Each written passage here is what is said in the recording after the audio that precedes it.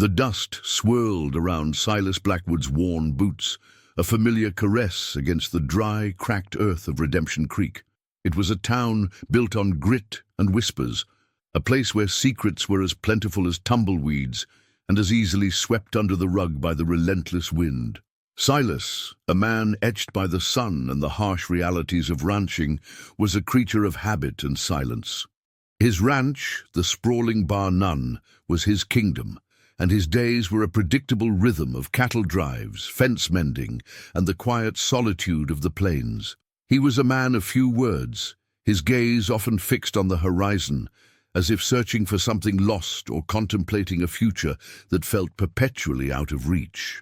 His affair with Clara, the ranch cook, had begun as a clandestine flicker, a shared warmth against the unforgiving loneliness that permeated their lives. Clara, with her capable hands and a spirit that belied her quiet demeanor, was a balm to Silas's weary soul. She was a widow, her past shrouded in the same kind of polite omission that Silas practiced in his own life. They found solace in each other's company, stolen moments in the shadow of the bunkhouse, hushed conversations under the vast star-dusted canvas of the night sky. It was an arrangement born of necessity and a quiet desperation, a compromise that satisfied a primal need without disrupting the carefully constructed order of Silas's life. He provided her with a roof over her head, a steady, if meager, wage, and a certain protection in a town that could be unforgiving to a lone woman.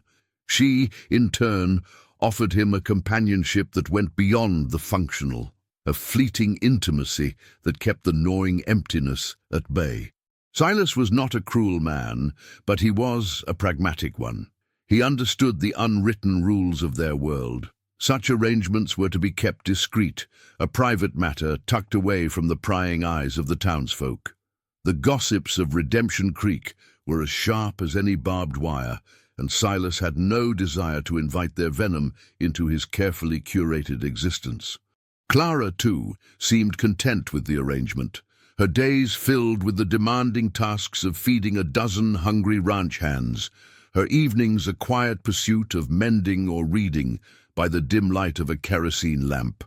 The scent of wood smoke and simmering beans always hung in the air around the cookhouse, a comforting aroma that was as much a part of the ranch as the lowing of cattle. Silas often found himself lingering near the open door, drawn by the warmth and the simple, honest sounds of Clara at work. He would watch her, a silent observer, admiring the way her brow furrowed in concentration as she kneaded dough, the gentle curve of her smile when she handed him a fresh-baked biscuit. These were the moments that fueled his quiet affection, the unspoken understanding that bound them together in their shared isolation. One sweltering afternoon, as the sun beat down with a relentless fury, Silas found Clara by the water trough, her face pale, her hand pressed to her swollen belly. The unspoken arrangement, he knew, had just become irrevocably complicated. The carefully constructed walls of his world began to tremble, and the dust of Redemption Creek, which had always settled so easily, now threatened to choke him. He looked at Clara, at the dawning fear in her eyes, and for the first time the silence between them felt less like a comfort and more like a chasm. The future, once a distant haze, was suddenly rushing towards him, an unstoppable force. And Silas Blackwood, a man who had always prided himself on his control, felt utterly and terrifyingly adrift. The whisper of a coming storm, more potent than any dust devil, began to gather on the horizon. The Golden Spur Saloon, a beacon of dimly lit revelry and potent whiskey, was the unofficial town hall of Redemption Creek. Here, under the smoky haze and the discordant strumming of a worn-out piano, the town's pulse could be felt, its secrets amplified and distorted into rumor. Silas Blackwood, a man more accustomed to the quiet of his ranch, found himself drawn there by an unsettling unease. The news of Clara's condition, though not yet a public declaration, had begun to ripple through the town like a stone dropped in a still pond. He nursed a whiskey, the amber liquid doing little to quell the turmoil in his gut. He listened, his ears attuned to the hushed conversations, the pointed glances, the way conversations would abruptly cease when he drew near. Old man Hemlock, his face a roadmap of wrinkles, leaned in conspiratorially to Sheriff Brody, his voice a low rumble that Silas could just make out. "Heard Silas's cook ain't been feeling right. Some say she's expectin'." Brody, a man whose badge seemed more of a decoration than a deterrent, merely grunted, his eyes scanning the room with a practiced indifference. The whispers were like tiny darts, each one finding its mark, embedding themselves in Silas's resolve. He knew the power of gossip in a town like this. A woman alone, pregnant and without a husband to claim her, was an easy target for scorn and judgment. And Silas, the taciturn rancher, the man who kept his affairs strictly to himself, would undoubtedly be dragged into the harsh glare of public scrutiny. He wasn't ready for it. He hadn't planned for it. The unspoken arrangement was meant to remain just that, unspoken. His gaze fell upon Jedediah Stone, a young, ambitious foreman from a neighboring ranch, known for his sharp tongue and even sharper eyes. Jedediah was watching Silas, a smirk playing on his lips. Silas knew Jedediah harbored a quiet resentment towards him, a youthful arrogance that chafed at Silas's established presence. Any opportunity to undermine Silas, Jedediah would seize with both hands. The thought of Jedediah spreading malicious rumors about Clara, twisting their private affair into something sordid and shameful, made Silas's jaw clench. He remembered Clara's face that afternoon, the fear and vulnerability etched there. He had offered her a few terse words of reassurance, a promise to figure things out, but the weight of the situation pressed down on him. He had to do something, but what? A marriage was unthinkable, a social suicide that would alienate him from the very community he depended on. But allowing Clara to face the town's judgment alone, or worse, to suffer the consequences of a society that offered little mercy to unwed mothers, was equally unbearable. The piano player launched into a lively, off-key rendition of "Oh, Susanna," and the saloon erupted in boisterous laughter. Silas felt a profound disconnect. Their carefree merriment was a stark contrast to the storm brewing within him. He downed the last of his whiskey, the burn a welcome distraction from the gnawing anxiety. He needed to think, to find a solution that would protect Clara and, by extension himself, from the inevitable fallout. But in the heart of Redemption Creek, where every secret was a currency, silence was a luxury he could no longer afford. The whispers were growing louder, and Silas knew he was running out of time to outrun them. The silence in Silas Blackwood's study was as thick and heavy as the midday heat. Sunlight, fractured by the dusty window panes, illuminated motes of dust dancing in the air, a stark contrast to the somber mood that permeated the room. Silas sat at his desk, his usually steady hands now restless, tracing the grain of the polished wood. The ranch ledger lay open before him, its columns of figures, a testament to his diligence and hard work. Yet they offered no solace, no solution to the predicament that now consumed his thoughts. Clara's pregnancy was no longer a nascent possibility, it was a tangible reality.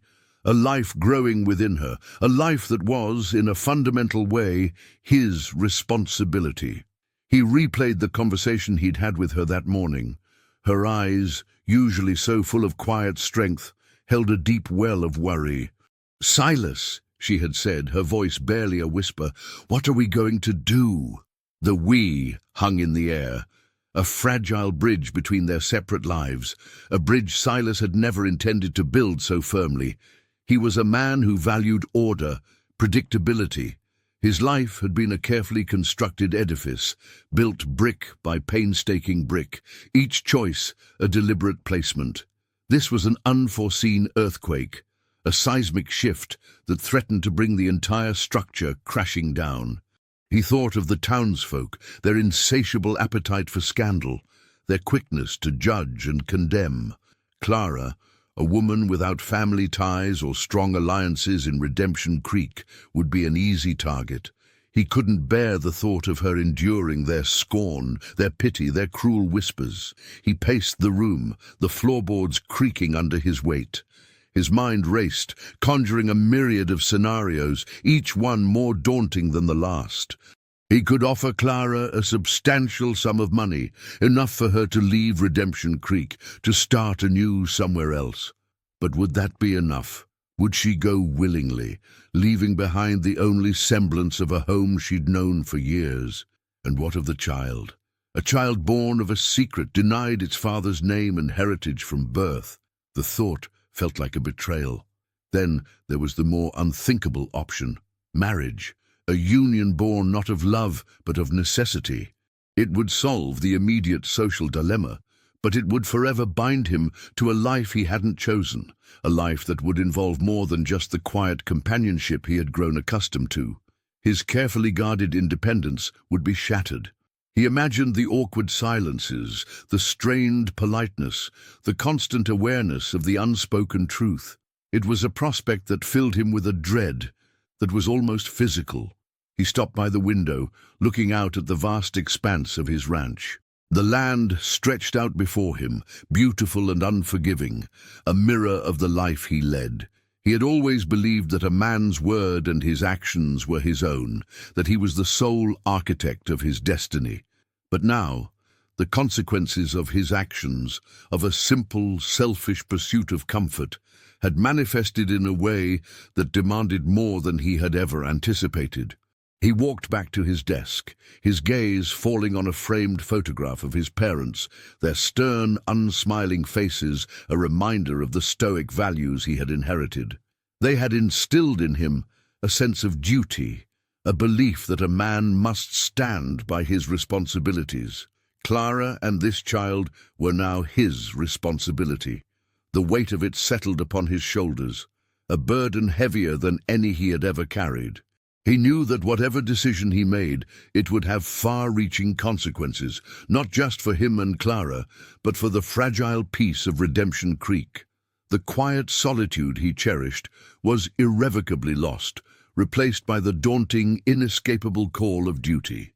Clara stood at the kitchen sink, her hands submerged in cool water, scrubbing a cast-iron skillet with a fierce, almost desperate intensity. The familiar rhythm of her work, usually a source of solace, now felt like a frantic attempt to outrun her own thoughts. The news of her pregnancy had settled upon her like a shroud, heavy and suffocating. She had always known, deep down, that such an arrangement, however comforting in its intimacy, was built on a foundation of sand. Now the tide had come in, and the foundation was crumbling. She remembered Silas's terse words of reassurance, his promise to figure things out. But his eyes had held the same flicker of unease that she felt in her own heart. He was a man of routine, of carefully controlled silence. This was an unexpected deviation, and Clara knew Silas well enough to understand that he feared disruption more than anything. She, however, was facing a different kind of fear. The fear of an uncertain future, the fear of bringing a child into a world that offered little kindness to those born outside its conventional boundaries. Her gaze drifted to the small, faded locket she wore around her neck, a keepsake from a life before Redemption Creek, a life she rarely spoke of. It was a reminder of her own resilience, of the times she had faced adversity and emerged, albeit scarred, yet unbroken. She had come to Silas's ranch seeking refuge, a quiet corner to mend her broken spirit. She had found solace, yes, and a warmth that had blossomed into something more. But she had also known, with a pragmatism born of hard experience, that this solace was fleeting, dependent on Silas's discretion and the town's indifference. Now, with a child on the way, that indifference was no longer a guarantee. She could already feel the eyes of the townsfolk, the subtle shifts in their demeanor, the way conversations would falter when she passed. They would see her as a fallen woman, a burden, a scandal waiting to unfold. Silas would undoubtedly try to protect her, but Clara knew his own limitations. He was a man of his time, bound by societal expectations. and she suspected his pride would be as much of a barrier as any rumor. But as she scrubbed the skillet, a different kind of resolve began to harden within her. It wasn't the desperate fear she had felt the day Silas found her by the water trough.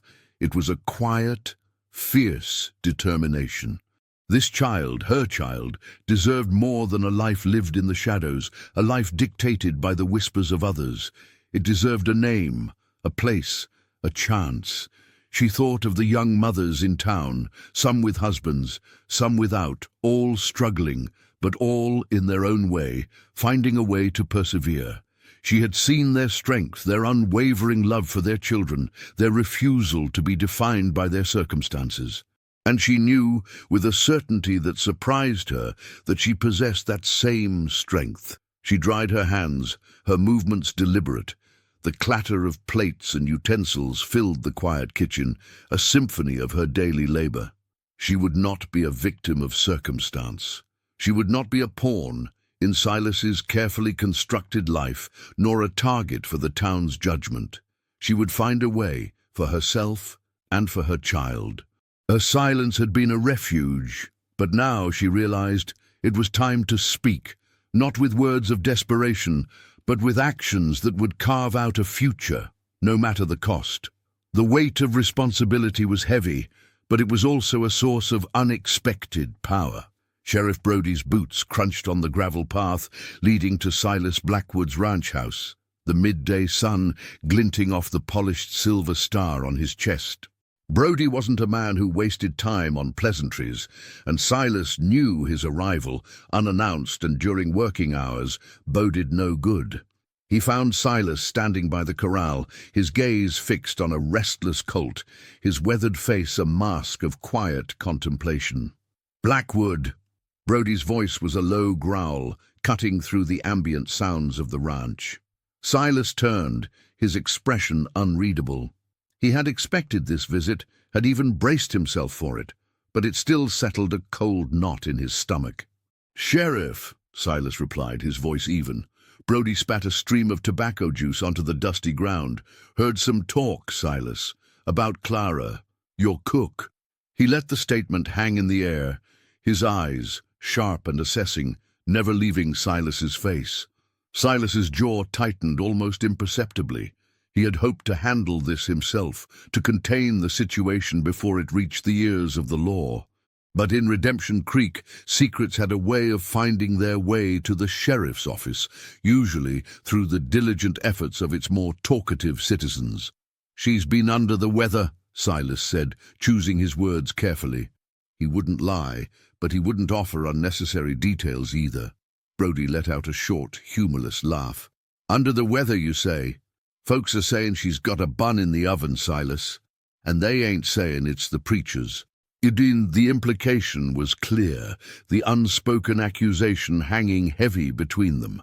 Brody was not a man to pry into personal affairs unless they threatened to spill over into public disorder, and a pregnant, unmarried woman was precisely the kind of situation that could create such a disturbance. Silas met the sheriff's gaze, his own unwavering. "My personal affairs are just that, Sheriff. Personal." Brody took a step closer, his presence imposing. "And when your personal affairs start causing a stir in my town, they become my business. A pregnant woman, Silas, without a husband, that's a recipe for trouble. Could be folks getting riled up looking to make a point." He paused, his tone softening slightly, or at least adopting a more businesslike demeanor. "I ain't here to judge, Silas. I'm here to make sure there ain't no undue disturbance. You gonna take care of her? See she's provided for? A roof, food, someone to look after her?" The question was direct, a demand for Silas to acknowledge his responsibility. Silas knew Brody wasn't asking out of concern for Clara's well-being, but out of a desire to maintain the fragile peace of Redemption Creek. If Silas could demonstrate that he was taking responsibility, then Brody could close the book on the matter and avoid any potential unpleasantness. "She's my cook, Sheriff," Silas stated, his voice firm. "She's got a roof over her head and food on her table. She's provided for." It was a carefully worded truth, sidestepping the more complex, emotional and familial implications. Brody studied him for another moment, then nodded slowly. "See that it stays that way, Silas. I don't want no trouble brewing. If there's any talk of abandonment, or if the lady needs assistance, you know where to find me. But I'd rather it didn't come to that." He turned, his gaze sweeping across the sprawling ranch, a silent acknowledgement of Silas's domain. "Just keep things quiet, Blackwood. That's all I ask." As Brody's horse disappeared down the dusty track, Silas remained by the corral, the weight of the sheriff's words settling deeper into his consciousness. The unspoken arrangement was no longer just between him and Clara. It was now a matter of public record, subject to the scrutiny of the law. The walls he had so carefully erected were not only trembling, they were beginning to crumble, brick by brick, under the relentless pressure of reality. The air in the Golden Spur saloon was thick with the smell of stale beer, cheap whiskey, and the acrid tang of unfulfilled promises. Silas Blackwood, finding little peace on his ranch, had sought refuge in the familiar, if disquieting, embrace of the saloon. He sat at a corner table, a half-empty glass before him, his mind a turbulent sea of worry and resentment. He was trying and failing to drown out the persistent whispers that seemed to follow him even into this den of iniquity. Suddenly, a shadow fell across his table.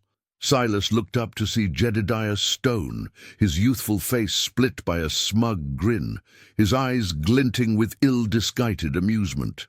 Jedediah was known for his sharp tongue and his even sharper sense of provocation, and Silas knew with a sinking certainty that he was about to become the target of Jedediah's latest brand of entertainment. "Well, well, Silas," Jedediah drawled, his voice carrying further than Silas would have liked. He gestured to the empty chair opposite Silas. "Mind if I join you? Heard you might be needing some advice about culinary matters." Silas's jaw tightened. He knew Jedediah was playing a game, using Clara's situation as a means to needle and provoke him. "I don't need your advice, Jedediah." Jedediah chuckled, pulling out the chair and settling into it with an air of forced familiarity. "Oh, I reckon you do. A man in your delicate situation must be tough, having the ranch cook suddenly discover she's got an appetite for more than just your stew." His gaze flickered towards Silas's midsection, a subtle, crude insinuation. Silas's knuckles whitened as he gripped his glass.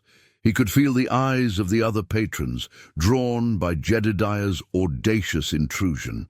This was exactly what he had feared, his private life being turned into a public spectacle. "My arrangement with Clara is none of your concern," Silas stated, his voice dangerously low. "Oh, but it is, Silas, it is," Jedediah persisted, leaning forward, his voice dropping to a mock conspiratorial whisper. "See, Clara's a fine woman, hard worker. Shame if her condition were to cause her any undue hardship, especially if the father ain't willing to step up." He paused, letting the implication sink in. "Folks are talking, Silas.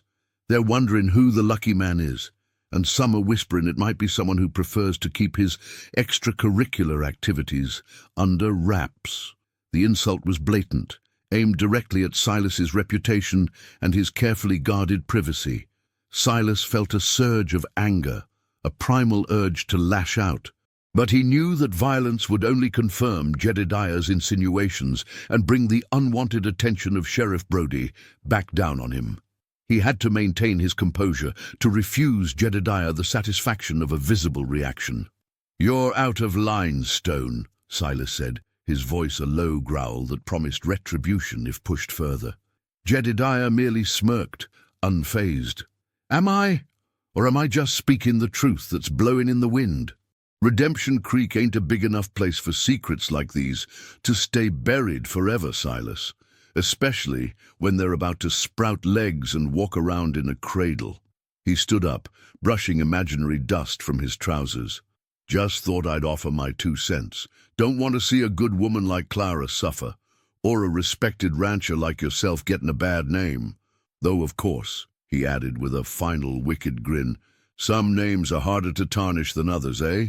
As Jedediah sauntered away, leaving Silas stewing in his own frustration, Silas knew this was just the beginning. Jedediah, emboldened by the attention he had garnered, would not let this matter rest. The whispers, once confined to hushed conversations, were now being amplified by the venomous tongue of a man who seemed to relish sowing discord. Silas's carefully constructed world was not just crumbling.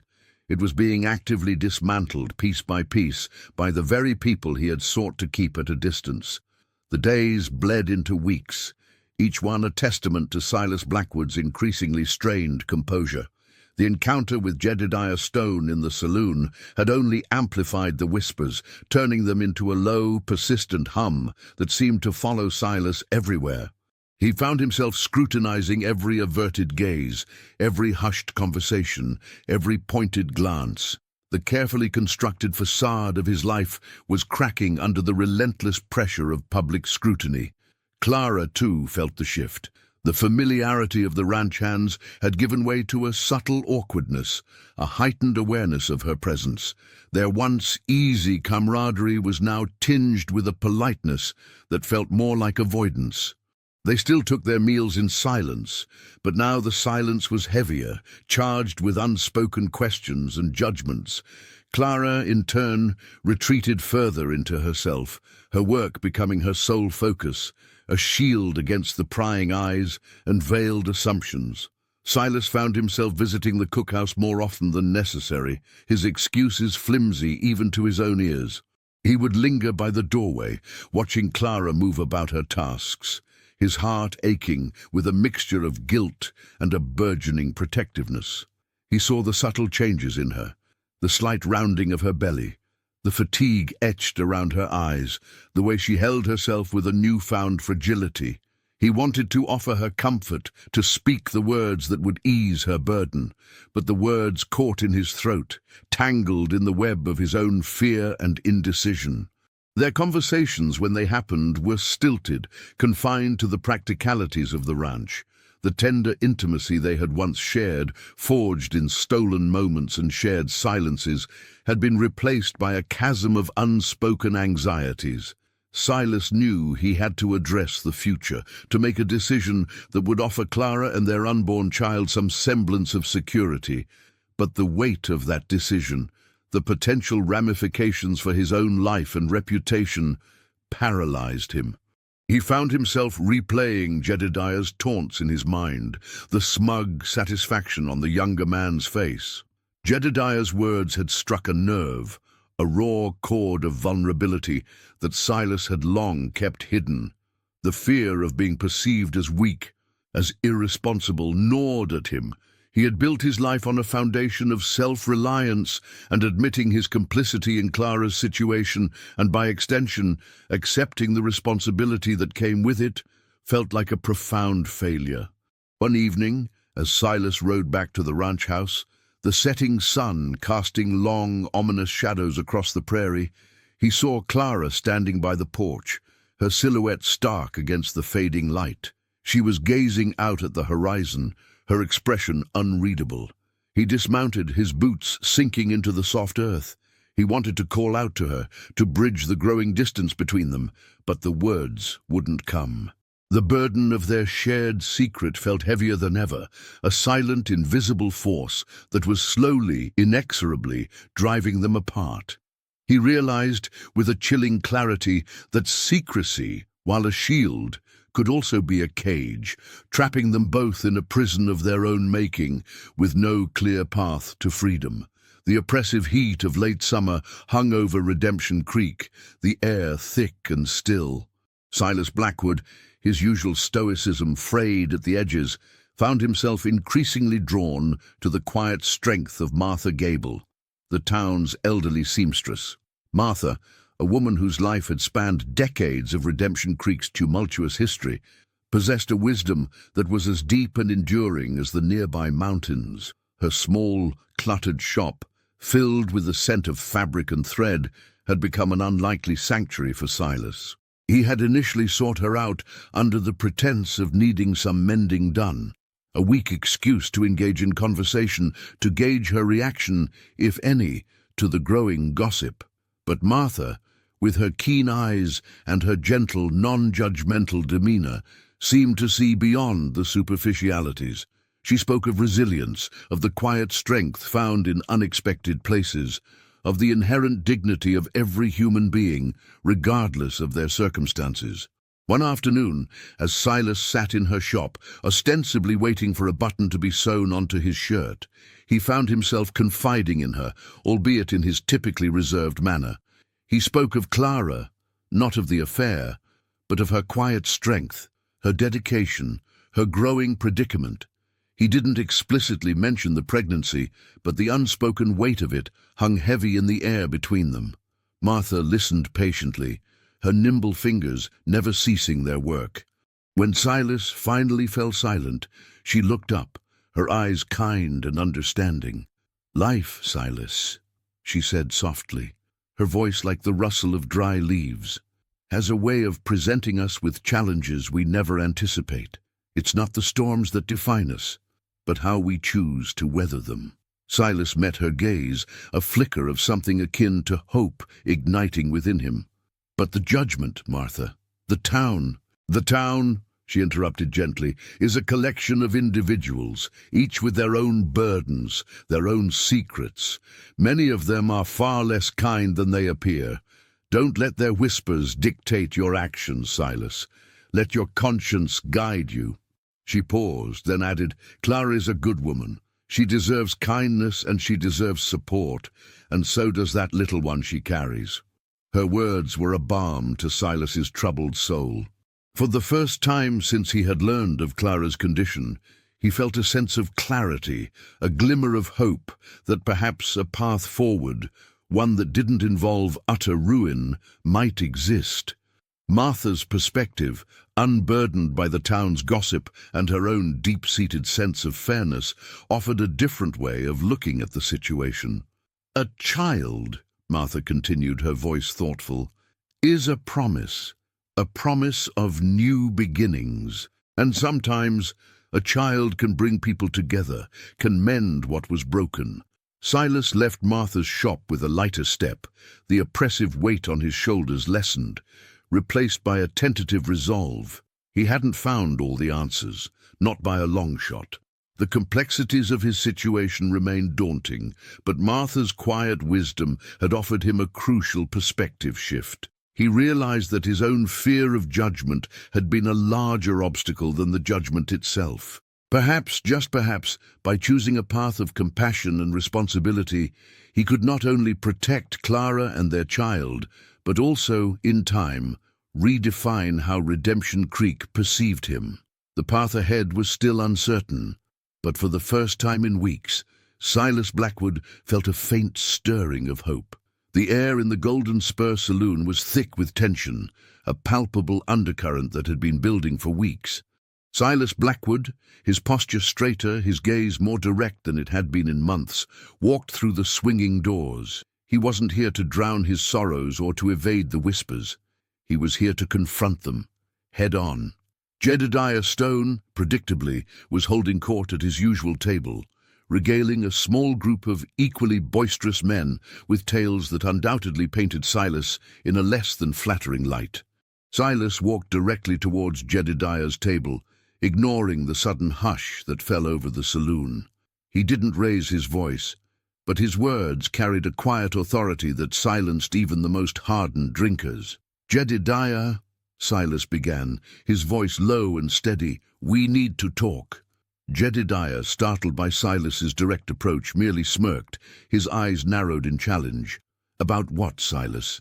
Your extracurricular activities finally catching up to you?" The usual venom laced his words, but this time it lacked its former sting. Silas was no longer reacting with defensive anger. He was responding with a quiet certainty. "About Clara," Silas continued, his gaze unwavering, "and about the lies you've been spreading." He paused, letting the accusation hang in the suddenly charged atmosphere. "You seem to enjoy stirring up trouble, Jedediah. You seem to enjoy making assumptions about other people's lives. But you know nothing of the situation. Jedediah scoffed, leaning back in his chair, attempting to regain his swagger. "Oh, I know enough, Silas. I know your cook is carrying a child, and I know you ain't exactly rushed to the altar. That's all a man needs to know to draw his own conclusions." Silas took a step closer, his eyes locking with Jedediah's. "You draw your conclusions based on gossip and malice. You don't see the truth. Clara is a good woman. She's been a loyal employee, and she deserves respect. Not your cheap taunts and your venomous whispers." A ripple of murmurs went through the saloon. The patrons, sensing a confrontation that was more than just a drunken spat, leaned in, their attention riveted. Sheriff Brody, who had been nursing a drink at the bar, watched the scene with a guarded expression, his hand resting near his sidearm, ready to intervene if necessary. "Loyal employee?" Jedediah sneered. "Seems like more than that, Silas. Or is that just what you tell yourself to sleep at night?" This was the moment. Silas could feel it. He could lash out, descend into the same mudslinging Jedediah reveled in, or he could choose a different path. The words of Martha Gable echoed in his mind. "Let your conscience guide you." "Jedediah," Silas said, his voice still calm but with an edge of steel, "my relationship with Clara and her situation are not your concern. What I will say is this: I will not stand by while you malign her character, and I will not allow you to spread lies that cause harm. If you continue to do so, you will answer to me, and it won't be in a saloon." The unspoken threat was clear. Jedediah's smirk faltered. He hadn't expected this quiet resolve, this refusal to be drawn into a petty brawl. He had expected Silas to be defensive, perhaps even intimidated. Instead, he was met with a calm, measured threat that carried more weight than any drunken insult. Silas held Jedediah's gaze for a long moment, then turned, his back to the stunned saloon patrons. He walked out, leaving behind a stunned silence. A silence far more profound than any he had ever encountered. He hadn't won a fight, but he had drawn a line. He had chosen responsibility over fear, truth over evasion. The path ahead was still fraught with uncertainty, but for the first time, Silas Blackwood felt he was walking it with his head held high, ready to face whatever came next, not as a man hiding a secret, but as a man accepting his fate. The whispers might continue, but he was no longer defined by them. The dusty plains surrounding Redemption Creek seemed to stretch on forever, a vast canvas of ochre and gold under a relentless sun. For Silas Blackwood, the journey ahead felt just as endless, yet the encounter in the saloon had ignited a spark of resolve within him. He had drawn a line, and now he had to demonstrate that he intended to uphold it. His visits to Clara became more frequent, less driven by guilt, and more by a burgeoning sense of paternal duty and a desire to mend the fractured intimacy between them. He found Clara in the cookhouse, her belly now noticeably round, her movements slower, but no less efficient. She looked up as he entered, a flicker of surprise in her eyes, quickly replaced by a familiar wariness. Silas approached the sturdy wooden table, pulling out a chair. "Clara," he began, his voice soft, "we need to talk, properly this time." She nodded, her hands stilling over a bowl of mashing potatoes. "I'm listening, Silas." The wariness was still there, but beneath it, Silas detected a faint undercurrent of hope, a silent plea for understanding. I've been foolish," Silas admitted, the words tasting like ash in his mouth. "Afraid. Afraid of what people would say, afraid of disrupting the life I thought I wanted. But that doesn't excuse my silence, or the pain it's caused you." He looked directly at her, his gaze earnest. "This child, he's mine, and he deserves more than a life of secrecy and shame. You both do." Clara watched him, her expression unreadable for a long moment. Then a slow, gentle smile spread across her face, chasing away the shadows of doubt. "It takes a strong man to admit he's been afraid, Silas." Her voice was soft, but firm. "And it takes an even stronger man to decide what to do about it. I want to do right by both of you." Silas said, his voice thick with emotion. "I want to build something for us. A real home, not just this arrangement." He gestured vaguely around the cookhouse, a place that had been both a sanctuary and a symbol of their hidden lives. "I've been thinking. The old cabin by the North Ridge. It's small, but it's sturdy. We could fix it up, make it ours. You wouldn't have to answer to anyone out there. It would be our place." Clara's eyes glistened. "A home," she whispered. The word seemed to hold a power, a promise that had been absent for so long. "And the ranch hands? The town?" "They'll talk," Silas acknowledged, a grim smile touching his lips. "Jedediah will have a field day, but their words won't hold the same power anymore. We'll face it together, you and me, and him." He reached across the table, his calloused hand covering hers. Her skin was warm, soft. "It won't be easy, Clara, but it'll be honest, and it'll be ours." Clara squeezed his hand, her grip surprisingly strong. "Then let's build our home, Silas, together." It was a commitment, a fragile new beginning forged in the heart of uncertainty. The first steps were taken, not on paved roads, but on the dusty, uneven earth of a shared future, a future they would build, brick by painstaking brick, with honesty and courage as their foundation. The old cabin by the North Ridge had stood for years, a forgotten relic of a long-gone prospector, its timbers weathered, its roof sagging. But to Silas and Clara, it represented a beacon of hope, a tangible promise of a life built on truth. The work began immediately, a shared endeavor that blurred the lines between their past and their future. Silas, his usual solitary nature giving way to a newfound eagerness, enlisted the help of a few trusted hands from his ranch. Men who had seen Silas's quiet transformation and perhaps were as weary of the town's judgment as he was. Jedediah Stone, true to Silas's prediction, made his presence known. He rode by frequently, his taunts and veiled criticisms echoing across the ridge. But Silas and his crew largely ignored him, their focus solely on the task at hand. The work was hard, physically demanding, but it was imbued with a purpose that fueled their efforts. They repaired the roof, replaced rotten timbers, and chinked the gaps to keep out the relentless wind and dust. Clara, despite her growing condition, was an active participant, her nimble fingers sewing new curtains, mending worn blankets, and ensuring there was always hot coffee and hearty food for the workers. The cabin, once a symbol of neglect, began to transform.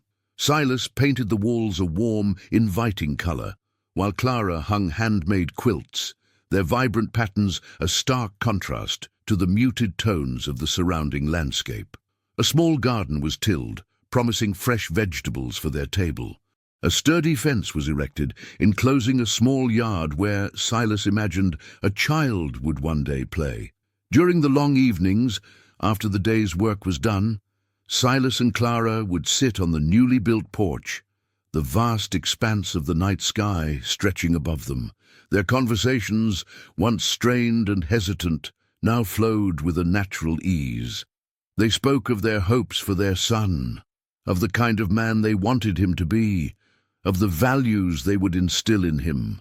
Silas, who had once guarded his emotions so fiercely, found himself sharing stories of his childhood, of his dreams and fears, with a vulnerability that surprised even himself. Clara, in turn, spoke of her own past, of the resilience that had brought her to this point, of her unwavering belief in the power of love and family. One evening, as they watched the stars emerge, Clara leaned her head against Silas's shoulder. "It's beautiful, Silas," she whispered, her voice filled with contentment. "More beautiful than I ever imagined." Silas wrapped an arm around her, holding her close. "It's our sanctuary, Clara," he murmured, "a place where we can finally be ourselves, where we can be a family." The words, spoken aloud, held a profound weight, a promise solidified. The cabin, once a forgotten structure, had become a testament to their shared commitment, a sanctuary built not just of wood and stone, but of love, honesty, and the unwavering belief in a brighter future. The first snow of winter descended upon Redemption Creek, not as a gentle dusting, but as a fierce, swirling tempest. It blanketed the landscape in a thick, pristine layer of white, transforming familiar vistas into a stark, ethereal world. For Silas and Clara, settled in their newly renovated cabin, the snow brought a sense of cozy isolation, a welcome buffer between them and the outside world. The winds howled around their sturdy dwelling, but inside, a warm fire crackled in the hearth, casting a comforting glow on their faces. Clara, her pregnancy now advanced, found solace in the quiet routine of their new life. She spent her days knitting tiny garments, her nimble fingers creating a miniature wardrobe for their soon-to-arrive son. Silas, ever the provider, ensured their woodpile was well stocked, their pantry filled with provisions. He would often sit by the fire watching Clara, a deep sense of peace settling over him. The anxieties that had once plagued him seemed to melt away with the falling snow, replaced by a profound contentment. Yet the outside world, though muted by the storm, was still present. News carried by the infrequent visitors who braved the elements trickled in.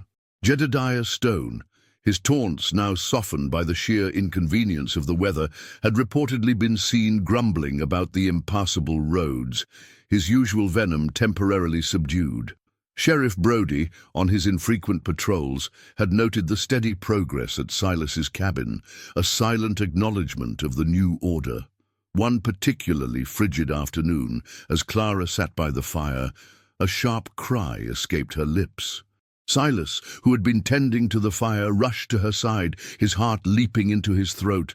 "Clara, what is it?" Her face was pale, her breath coming in short, ragged gasps. It's time, Silas." Panic, a sensation Silas hadn't felt in weeks, threatened to engulf him. The snow outside, once a symbol of their cozy seclusion, now felt like a formidable barrier, a dangerous obstacle between them and any semblance of help. He looked at Clara, her face etched with pain, and then at the swirling snow outside, a terrifying realization dawning upon him. They were alone. "We'll manage, Clara," Silas said, his voice steadier than he felt. He grabbed a thick blanket, wrapping it around her. "We'll manage." He knew in that moment that the true test of their sanctuary, of their commitment, was about to begin. The first snowfall had brought a picturesque beauty, but it had also ushered in a raw, primal challenge, one that Silas would have to face with nothing but his own strength, his love for Clara, and the unwavering resolve that had brought them this far. The blizzard raged outside, a furious symphony of wind and snow that battered against the cabin walls. Inside, a different kind of storm was unfolding. Clara, her strength tested to its limits, navigated the agonizing process of childbirth, her cries of pain mingling with the tempest outside. Silas, his face a mask of grim determination, hovered beside her, his rough hands offering what little comfort he could.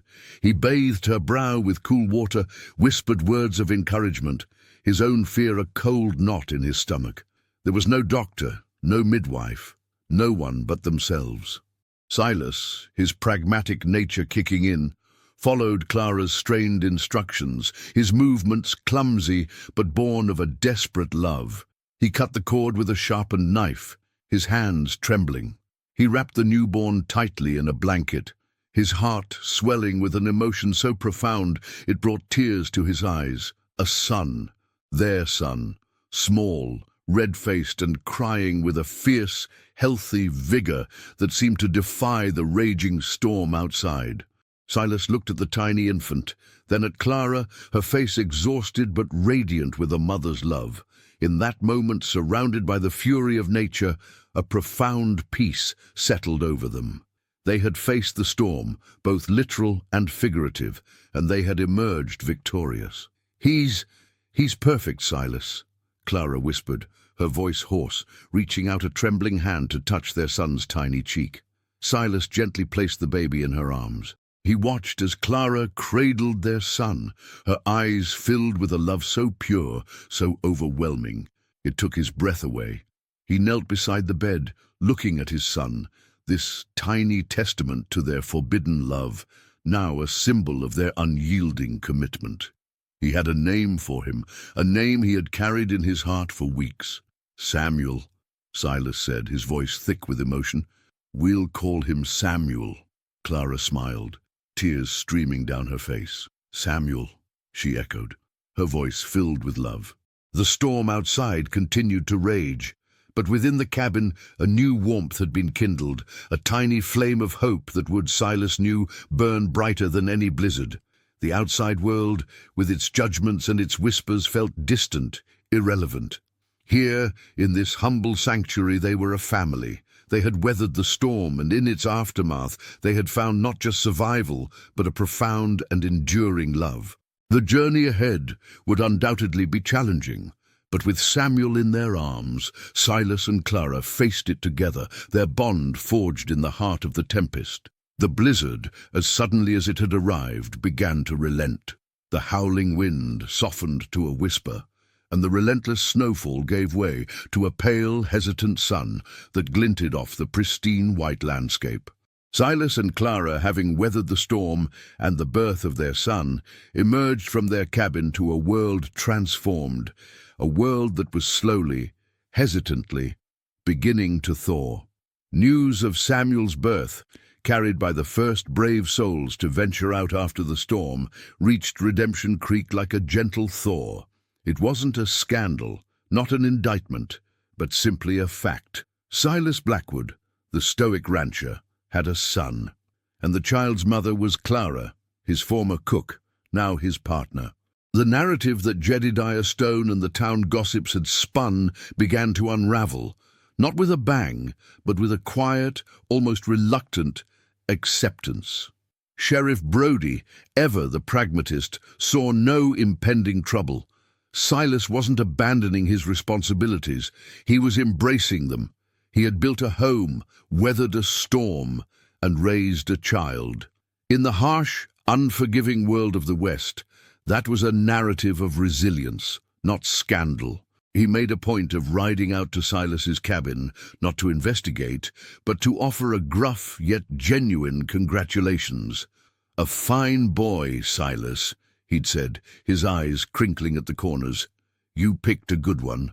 Jedediah Stone, deprived of the explosive scandal he had anticipated, found his usual taunts falling flat. The town, having seen Silas's quiet determination and the undeniable evidence of his commitment, began to shift its perspective. Clara, no longer just the cook, was now Mrs. Blackwood. In the minds of many, her dignity and resilience speaking louder than any rumor. Martha Gable, the seamstress, played her subtle part, sharing stories of Clara's quiet strength and Silas's unwavering dedication, her words carrying the weight of her years and her impeccable reputation. Slowly, tentatively, the ice around Redemption Creek began to break. Some of the ranch hands, their initial awkwardness replaced by a grudging respect, rode out to Silas's cabin, offering their help with livestock and repairs. They saw not a man hiding a secret, but a man building a life. Even some of the townswomen, their curiosity piqued, began to send small gifts, a knitted blanket, a jar of preserves, tokens of a grudging acceptance that hinted at a warmer future. Silas and Clara, their sanctuary now a symbol of their strength, found themselves at the center of a quiet transformation. They had not only built a home for themselves and their son, but had also, in their own quiet way, begun to thaw the frozen hearts of Redemption Creek. The whispers hadn't entirely disappeared, but they had lost their venom, replaced by a hesitant curiosity, a grudging admiration, and the undeniable truth of a family forged in love and resilience. The snow had long since vanished, replaced by a vibrant tapestry of wildflowers and the deep green of new grass. The air in Redemption Creek, once crisp and biting with the threat of winter, was now soft and fragrant with the scent of blooming sagebrush and moist earth. It was a season of profound change, and nowhere was this more evident than on the Blackwood Ranch. Silas Blackwood stood on the porch of his newly built, spacious cabin, the sun a warm caress on his face. He held a small, weathered piece of wood in his hand, something he had carved in the long, lonely nights of the previous winter, a simple toy horse for his son, Samuel. Samuel, now a chubby, toddling force of nature, was chasing a butterfly across the sun-drenched yard, his high-pitched giggles echoing the pure joy of a child unburdened by the world's harshness. Clara, her face a radiant portrait of maternal pride and quiet contentment, watched them from the doorway. The scent of cinnamon and fresh-baked bread, a fragrance that had become the signature of their home, wafted from within, a homely invitation to warmth and security. The cabin, which had been little more than a one-room shelter for Silas for so long, had been expanded and transformed. It was now a bustling, vibrant hub of life, filled with the music of a child's laughter and the shared silence of a family that had found its footing. The changes weren't just confined to the cabin. The entire ranch seemed to have been infused with a new vitality. The ranch hands, who had once been little more than a collection of solitary men, now worked with a renewed sense of camaraderie and purpose. The initial awkwardness and suspicion that had defined their interactions had long since melted away, replaced by a deep and abiding respect for Silas. His unwavering commitment to his family and his steadfast work ethic had not gone unnoticed. The whispers that had once threatened to tear them all apart, the sharp, barbed words of gossip and judgment, had faded into the silence of a forgotten history. In their place was a quiet, almost grudging acceptance that had, over time, blossomed into a fragile but genuine respect. The men who had once looked at Clara with suspicion now offered her a respectful nod as they passed, and some even exchanged pleasantries, a small but significant testament to the sea change in the community's attitude. Jedediah Stone, the self-appointed moral compass of the town and the most virulent of Silas's detractors, had largely retreated into the bitter confines of his own isolation. His provocations, once sharp as a rattler's bite, were now met with shrugs, averted glances, and a profound collective indifference. His venom had lost its potency in the face of Silas's quiet strength and Clara's undeniable dignity. The townspeople, who had once hung on his every word, now saw him as little more than a disgruntled old man, his attempts to stir up trouble a tiresome, predictable display. Sheriff Brody, a man of few words but deep integrity, had fulfilled his duty and now maintained a watchful but unobtrusive eye. He was content to see the peace of Redemption Creek remain undisturbed, a peace he had a hand in preserving. He would occasionally ride by the ranch, a silent nod of respect shared between him and Silas, a mutual understanding of a difficult chapter that had been closed. Silas, no longer defined by the cold, oppressive shadow of his secret, found a profound and unexpected sense of peace. He had faced his fears head-on, embraced his responsibilities with a steadfast heart, and emerged from the crucible of adversity not only unscathed but stronger, his character forged in the fires of honesty and courage. The weight that he had carried for so long had been lifted, replaced by a newfound freedom. He had learned a profound truth about life in the harsh, unforgiving West. True strength wasn't found in hiding from one's past or in outrunning one's mistakes. It was found in confronting them with honesty and courage, and in building a future rooted in love, unwavering commitment, and the simple, powerful truth of one's own identity. Clara, too, had found her place, not just in the cabin, but in the community. She was no longer just the ostracized cook from the ranch, a target for gossip and judgment. She was now a respected member of the Redemption Creek community, her resilience and quiet strength having earned her the admiration of many. She had faced down judgment, endured doubt, and weathered the storm of public opinion, emerging with her head held high. Her love for Silas and Samuel was not a burden, but a compass, guiding her through the darkest of times and illuminating her path forward. She had shown the town what true grace and courage looked like, and they had in turn learned to see her not as a Scarlet Woman, but as a devoted mother and a woman of profound character. One afternoon, as Silas rode his horse through the familiar, sun-drenched landscape, he saw Clara and Samuel playing in the yard. Samuel, perched on Clara's hip, was pointing at a soaring hawk, his small, excited voice reaching Silas on the gentle breeze. He reined in his horse, a powerful chestnut mare named Sage, and paused to watch them, a profound sense of gratitude and peace washing over him. The scene before him was a living testament to the difficult path they had walked and the incredible reward that lay at its end. The horizon stretched out before him, vast and full of promise, a symbol of the future they were building together. The path hadn't been easy. It had been marked by fear, doubt, and the harsh realities of the unforgiving Old West. But they had navigated it together, their love a guiding star, their commitment a beacon of hope in the darkness. The story of Silas, Clara, and Samuel was not a tale of scandal and ruin, but a powerful, quiet epic of redemption, resilience, and the enduring, unbreakable power of family. It was a testament to the fact that even in the most unforgiving of landscapes, love could find a way to bloom, and a new, more beautiful horizon could always unfold. The years passed, like the turning of a well-worn page, each one adding a new layer to the story of the Blackwood family and the town of Redemption Creek. The small, isolated settlement had grown, a testament to the peace and prosperity that had taken root. The Blackwood Ranch had become a cornerstone of the community, not just a successful operation, but a symbol of what was possible when a man faced his past with courage and built a future on honesty.